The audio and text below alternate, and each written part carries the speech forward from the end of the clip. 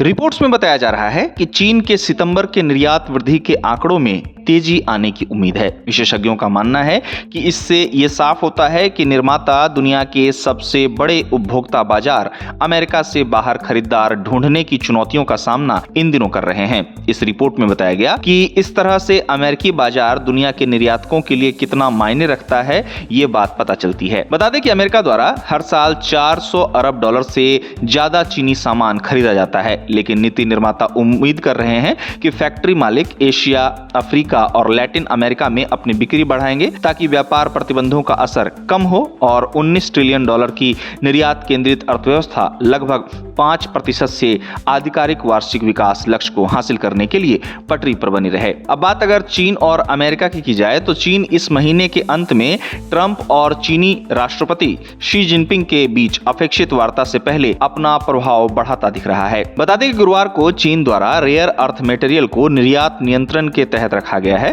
और semiconductors users पर अतिरिक्त जांच लागू की गई, जिससे पिछले महीने मैड्रिड शिखर सम्मेलन के बाद टिकटॉक सौदे के लिए एक बड़ी सफलता माना जा रहा है। इसी बीच चीनी निर्यातकों ने दुनिया के अन्य बाजारों में भी प्रगति की है, जहां नए सीमा शुल्क आंकड़ों के अनुसार चीन द्वारा अगस्त में भारत को निर्यात अपने सर्वकालिक उच्च स्तर पर पहुंच गया और अफ्रीका तथा दक्षिण पूर्वी एशिया को निर्यात वार्षिक रिकॉर्ड बनाने की राह पर है। अब इन सब को लेकर रिपोर्ट्स में बताया जा रहा है कि चीन के सितंबर के निर्यात की वृद्धि के आंकड़ों में तेजी आने की उम्मीद है। गौरतलब है कि चीन दुनिया के कई देशों को कई चीजों का निर्यात करता है। चीन के निर्यात आंकड़ों पर ध्यान दें तो 2024 में चीन का कुल निर्यात 3.57 ट्रिलियन डॉलर था, जिसमें America, Hong Kong, Japan, Bharat, Germany जैसे अन्य कई देश शामिल थे। आपको बता दें कि चीन का निर्यात पिछले कुछ वर्षों में लगातार बढ़ रहा है।